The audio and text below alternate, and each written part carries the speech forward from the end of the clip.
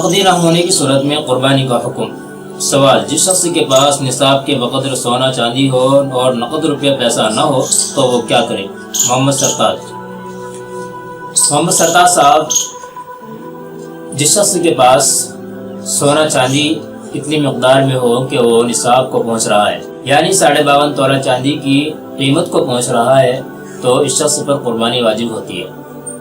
تو اگر اس کے پاس سونا چاندی اتنی مقدار میں موجود ہے لیکن اس کے پاس روپیہ نقد صورت میں نہیں ہے، نہ اس کے پاس بینک وغیرہ میں ہے، تو اس شخص کو چاہیے کہ یہ کسی سے قرض لے کر کے قربانی کرے، لیکن قربانی اس کے اوپر ضرور واجب ہوگی، قربانی ضرور اس کو کرنی پڑے گی۔ البتہ اگر یہ شخص قرض نہیں لے سکتا تو اپنے اس سامان میں سے جو اس کے پاس رکھا ہوا ہے سونے چاندی کی صورت میں اتنی مقدار فروخت کر دے، اتنی مقدار بیچ دے جس سے بڑے جانور میں ایک حصہ لے سکتا ہے۔ بڑے جانور میں کیوں کہا؟ اس وجہ سے کہ چھوٹے جانور جو لیا جاتا ہے وہ بڑے جانور کے حصہ ڈالنے کے مقابلے میں زیادہ قیمت کا ہوتا ہے، اور بڑے جانور کے اندر حصہ کم قیمت میں پڑ جاتا ہے۔ تو بہرحال اس کے اوپر قربانی تو واجب ہوگی، تو اس کی آسان صورت یہی ہے۔ صاحب نصاب ہونے کے باوجود قربانی نہ کرنے کا حکم۔ جو شخص قربانی کا نصاب رکھتا ہو لیکن قربانی نہیں کرتا تو اس کا کیا حکم ہے؟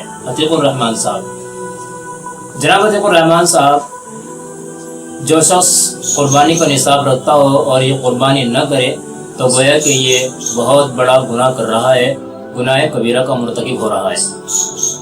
اور آپ صلی اللہ علیہ وسلم نے ارشاد فرمایا: من وجد سعة لیضحی فلم یضحی فلا یقربن مصلانا، کہ جو شخص نصاب کے بقدر مال رکھتا ہو، اتنی وسعت رکھتا ہو کہ قربانی کر سکتا ہے اور وہ قربانی نہ کرے تو اس کو ہمارے عیدگاہ کے قریب نہ آنے دیا جائے، یعنی ہماری عیدگاہ کے قریب نہ آئے۔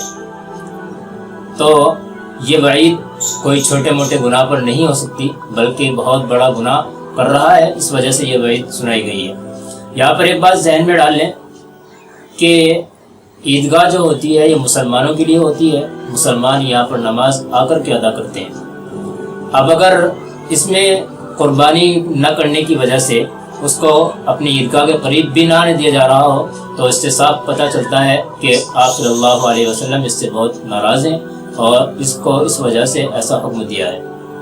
تو یہ بہت غلط حرکت ہے کہ نصاب ہونے کے باوجود بھی قربانی نہ کریں، یہ کبیرہ گناہ بھی ہے، اور آپ صلی اللہ علیہ وسلم نے جو وعید سنائی ہے اس کا گویا کہ اس کے اوپر بہت اثر پڑ سکتا ہے۔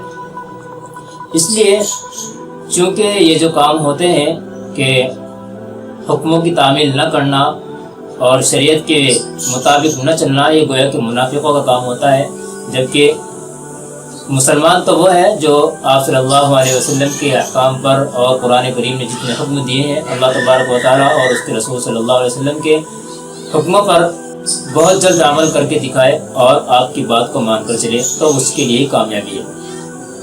اللہ تعالیٰ ہمیں سمجھ کی اور عمل کی توفیق نصیب فرمائے۔